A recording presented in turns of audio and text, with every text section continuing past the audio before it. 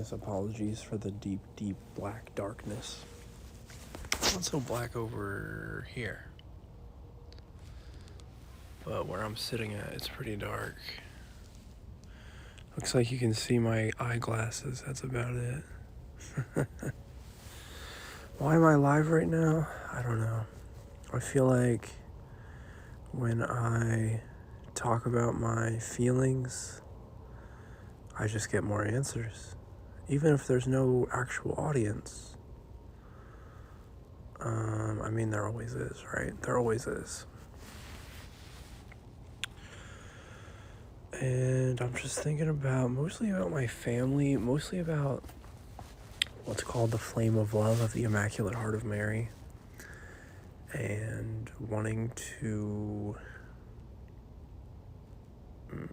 be an instrument of spreading that further. How can I humble myself? Is that even just like a prideful question to ask? It's an antithetical question. How can I be humbled by someone else? How can we be humbled? I don't know. How can we serve? We haven't come to serve, but to be served. But also, I feel like it's kind of both. I don't know. I'm always so bland with what I'm referring to.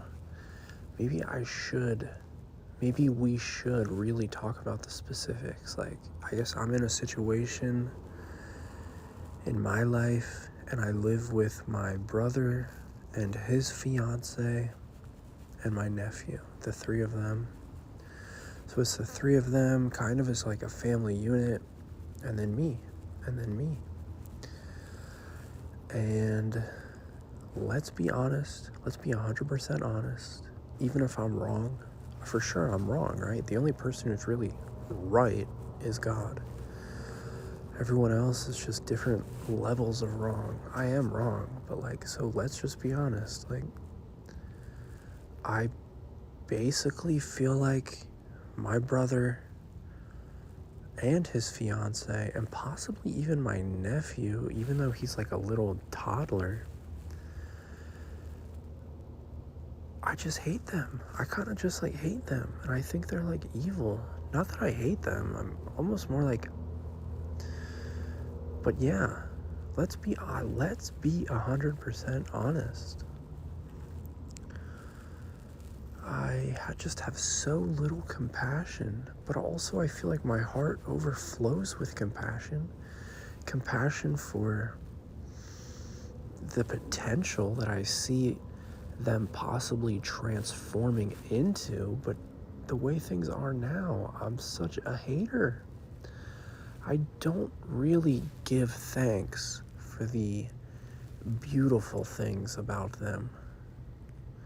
Instead, what I really see is the pride, the unrepentance, the arrogance, and honestly, I can't tell the difference between, those words and murder. I see the murders. I see the spiritual violence, the neglect, the abuse. I see sexual abuse. That's what I really that's what I see. I see spiritual abuse, we'll say that. And it really hurts me. I left my home for one day, and I feel like I helped a lot of people. And people are grateful to receive my help and eager and receptive to receiving it. But I feel like when I stay at home and I'm with my family, I'm with these people that I live with in my home, they have their ears completely closed and their hearts are completely hardened. I don't know what to do. Again, I'm being overly bland. What are the specifics? What am I talking about? I think the thing that comes to mind for me the most is that my little nephew, he's 3 years old, he's a little baby. I feel like they lock him in his bedroom alone and isolated. And that upsets me. That just upsets me. And I hear him crying for help. And I think to myself, what kind of satanic ritual torture is going on right now? This is like so evil. So do you just not know that? Or are you like, I'm just so confused. Am I wrong? I almost feel like, how is this not obviously so evil? Is there something wrong with me? Like, I'm so confused right now. And I guess, like, maybe I should use more fancy words to kind of, set the scene, establish the setting. But I don't know, that's enough. It's like there's the two of them, two adults, and they're busy, and they got their own things going on. And just because they don't want to deal with it, they put him in his bedroom, and they lock the door so he can't get out. And I just feel like, what? Where is the affection? But then, I don't have, I'm not Peter, I'm not firm, I'm not steel. I guess I let doubts creep in, and I think to myself, am I judging right now? Am I actually being a hypocrite right now? Is it wrong for me to interfere? Like they'll say things to me like, I gotta teach my son to be obedient or whatever. That's like, that's how God treats us, and I'm a father, so that's how I gotta treat my son. And I just feel like,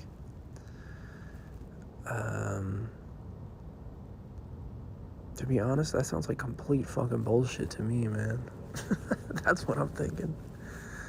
I don't know, and maybe I just can't rationalize it. I can't. There is no way for me to, like, win the debate, People will say, like, oh, well, you're interfering with their parental rights. All I can say is, like, yep. Like, if I hear a child screaming for help, I have to go help. You're just telling me to sit there? But I am honestly wondering, like, am I supposed to just sit there? Like, what is the example that's been provided for me from trying to study the Holy Scriptures, or from what I've learned, right? It's like Jesus was crying out for help, and nobody helped him. So if I hear a little kid crying out for help, should I just, like, not help him? Or, like, no, that can't be right?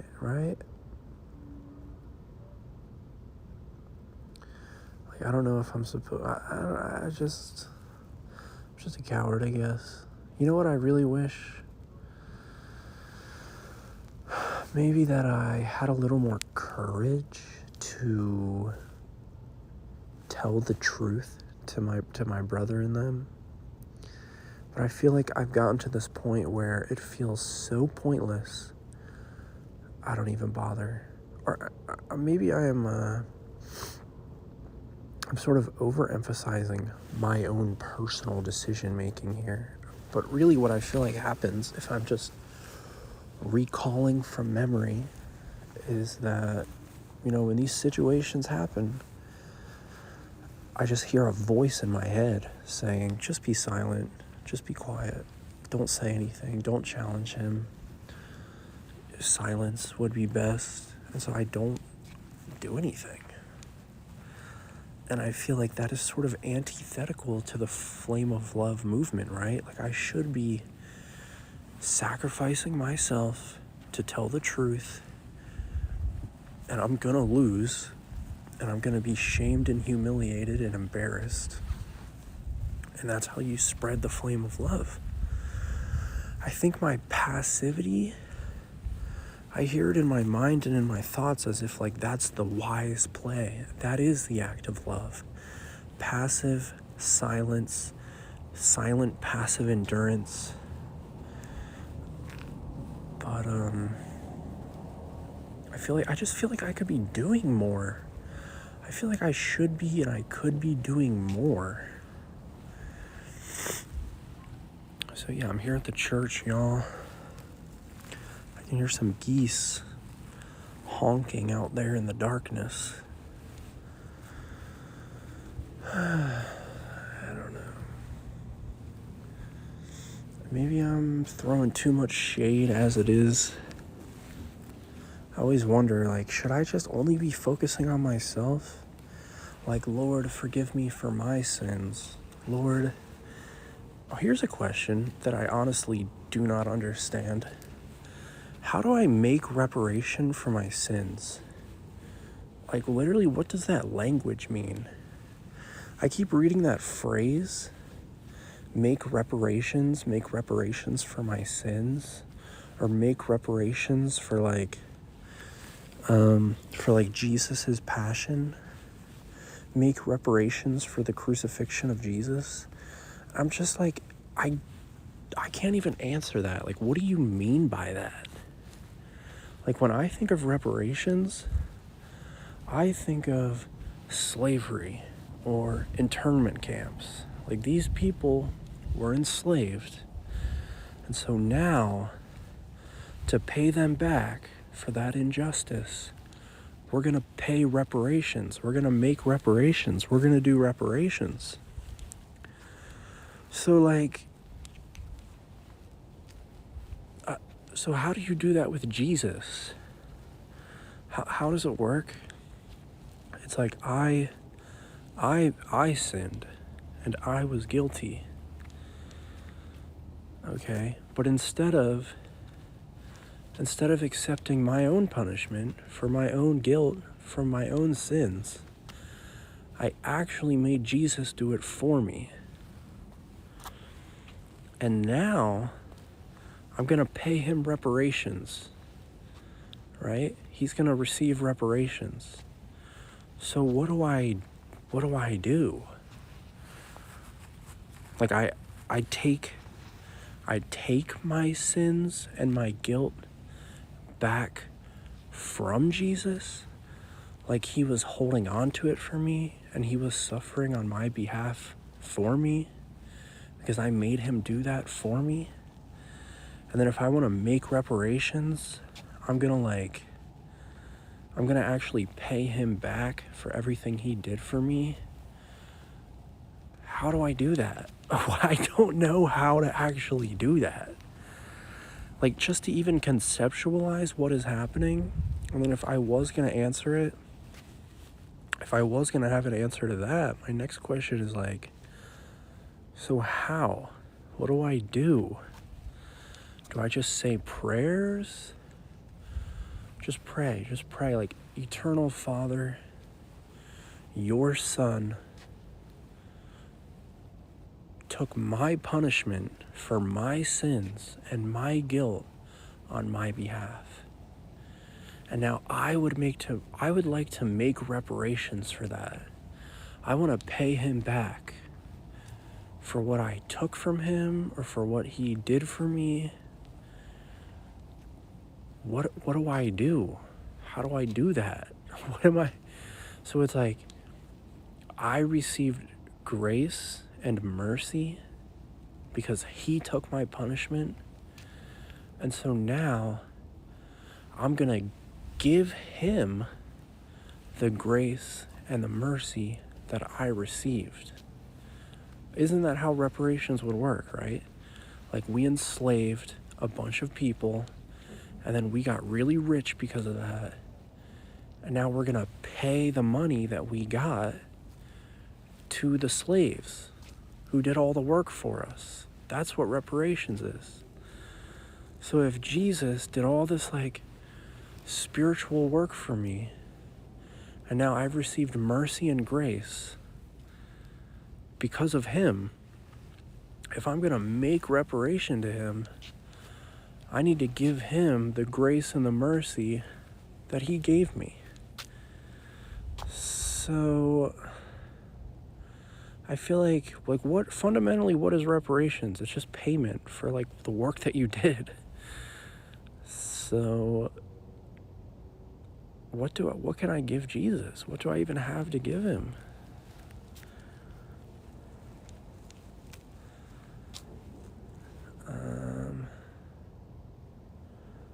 Jesus. So Jesus gave me, I don't get it. Holy Spirit, please help me figure this out. Mercy, compassion, patience, reparations. Bro, we really need to just do reparations. Like, for, not just for slavery, by the way, but like for everything. I feel like reparations is like antithetical to the whole concept of like capitalism. Like, if the whole way that it works is that you're exploiting people and you're literally not paying them like the same amount of value that they actually produced, which is literally like the whole point of capitalism, basically, right? Like, that's how you make a profit. The workers are producing more value than they're actually being paid. So that's all gonna have to be like reparationed at some point, right? Like, every single instance of that happening is like injustice, right? I'm really not sure. I guess there's some kind of argument there about like, well, what's the mutual, consent about it, These people actually agreed to have to enter into this contract. They actually agreed to have most of the value of their labor be like given to someone else. No one made them do that. They actually like agreed to do that. I don't know. I'm starting to get cold out here. I just wish things would get better. I wish I could just think about some of these theological things. Like, I guess this devotion, this flame of love of the Immaculate Heart of Mary, this devotion, in less like abrasive language that I think puts people off. Like, is it possible to, like, because when I really think about it, like, what is spreading the flame of love of the Immaculate Heart of Mary? I feel like it just means loving people. Like, you are spreading love. So you're receiving love from Jesus and from the Virgin Mary. And then the love that you received, you're giving to someone else. So someone's loving me, now I have a bunch of love, and I'm going to love someone else, and then they're going to have a bunch of love, and then they're going to love someone else. And it's just spreading love. Like, it's literally that simple. I don't know why it has to be so complicated. But I do kind of have to ask the question, like, okay, but how? How? Right? I feel like maybe I made it more complicated than it has to be. But also, I feel like maybe people oversimplify it. I guess I'm just trying to complain that, like, the love that I want to give people, they are unable to receive it. They are not receiving it, and they are straight up rejecting it. Their hearts are too hard, and their ears are too deafened, and their eyes are too blinded. And it's like they're just walking over piles of free money that's like laying on the ground, is how I feel, right? As like a parable, a euphemism, right? Like, there's so much love living right with you there in your own household. And apparently this is like a known trope, right? That when people see angels, they're actually horrified of them. We are so back. Hey, what's up, man? Thanks for tuning in. Have you been listening? How long have you been here?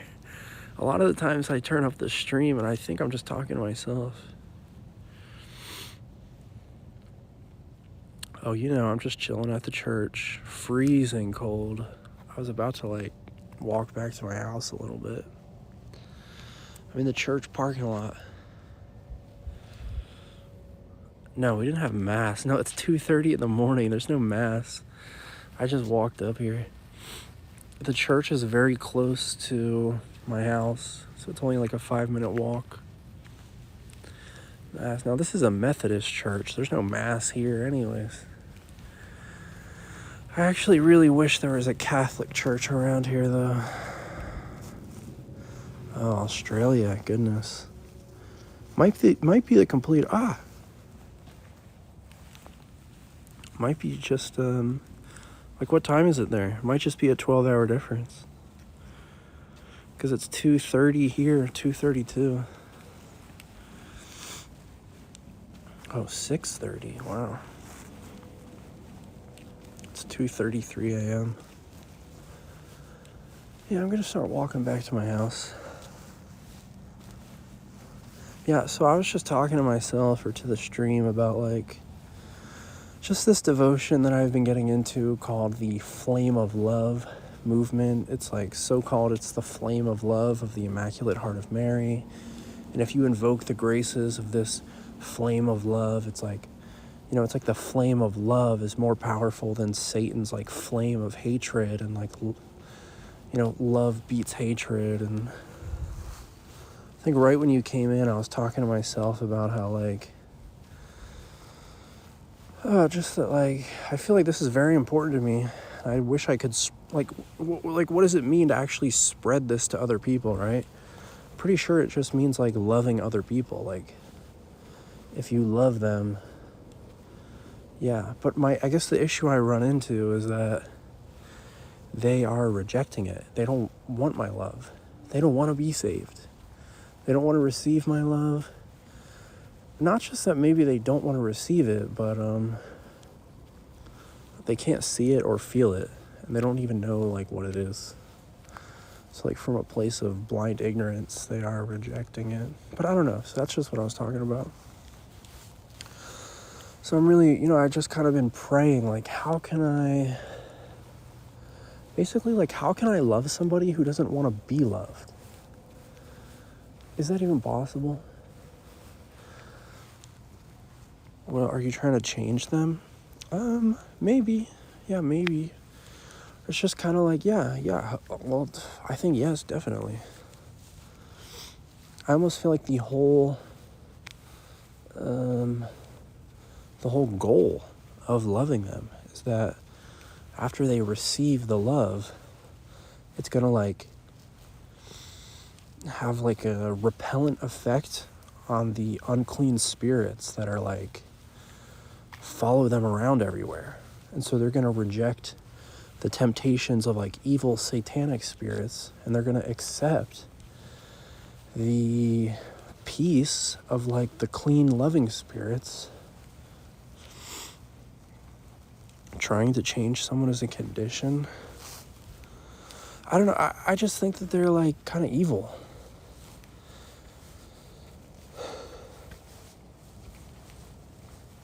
I pretty much want everybody to be a lover and come to God and be good people. It's a condition. So you're referring to something like unconditional love. Unconditional love. I'm talking about my brother. Mostly my brother and his fiance.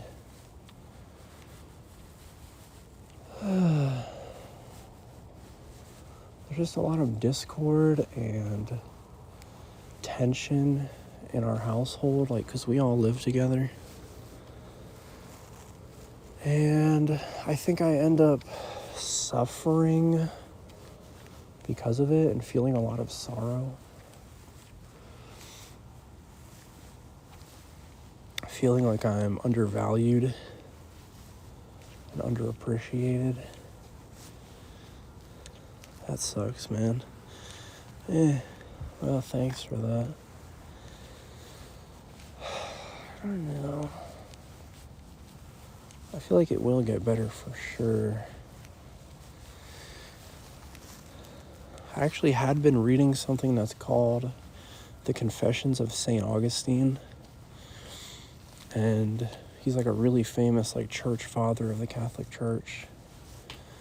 Apparently his mother, Monica, who became like Saint Monica, she actually prayed for her son Augustine every day for like nearly 10 years before he finally just like saw the truth and accepted Jesus and became like a good person. And there's like a little anecdote in there where the bishop is meeting with Saint Monica, and the bishop's, he actually he declines to have a meeting with Augustine, and he just says like it's not happening. You cannot really like convince somebody of the truth, like if they won't humble themselves to it, right? You can't sell someone the truth. You can't persuade someone of the truth. They themselves have to want the truth. And so I will not meet with your son. However, it is literally impossible for anyone who is prayed for so fervently to not be saved. So just keep praying for him, and he will be saved. It's inevitable. And it was like, I think it was like 9 or 10 years later. Not only was he saved, he literally became like one of the most famous Christians of all time. So I just gotta stay strong. Doesn't everyone want the truth though? Sure. But maybe not.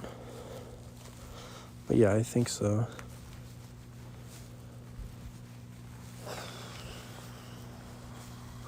Gosh dang, my fingers are cold.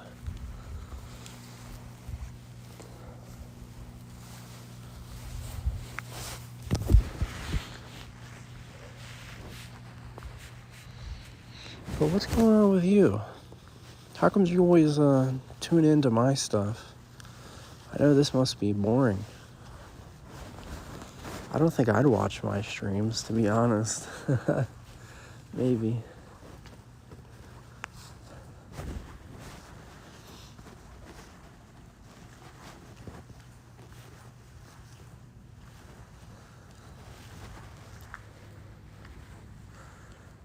Oh, that's cool. Yeah, chatting with people about religion. Yeah, it's very fun. Flame of love.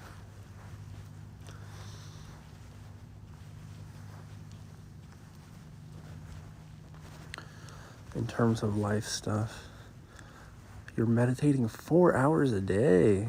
Sheesh. Wow. Pray for me, Sensei. That kind of meditation, you must be racking up some serious, like, spiritual power. Guess that'll work pretty well for your book, for your music. I've been trying to read a lot. So yeah, I mean, I've been reading the Spiritual Diary of Elizabeth Kindleman, which is all about that flame of love I told you about. It is pretty rough reading. It seems like just almost every page of like, it's 200 or 300 pages. But every page is pretty much just the same. It's like Jesus and Mary asking this poor woman, Elizabeth, to endure suffering, sorrow, humiliation, shame, mockery.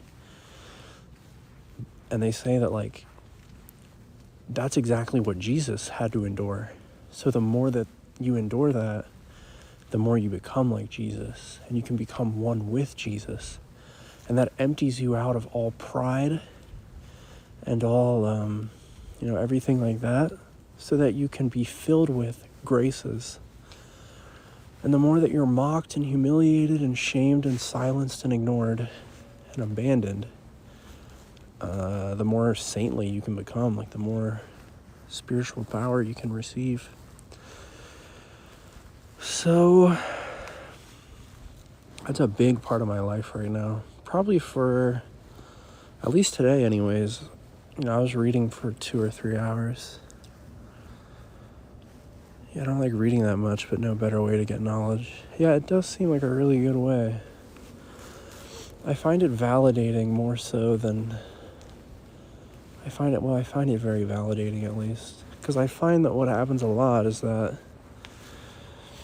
the book just ends up affirming or confirming stuff that I already hypothesized in my own private thoughts, but then I never really committed to that belief as an ongoing, transformative part of my ideology. It was just oh, that's interesting.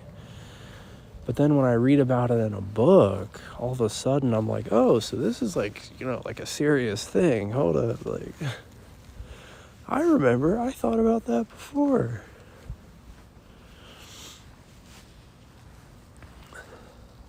But yeah, I have a hard time reading these days. It feels like I just can't concentrate. Actually, I don't know if it's the material that I'm engaging with is very heavy, and it's not just reading a storybook. So I feel oh yeah, yo, alright, take care, man, peace be with you. Pray the flame of love is with you.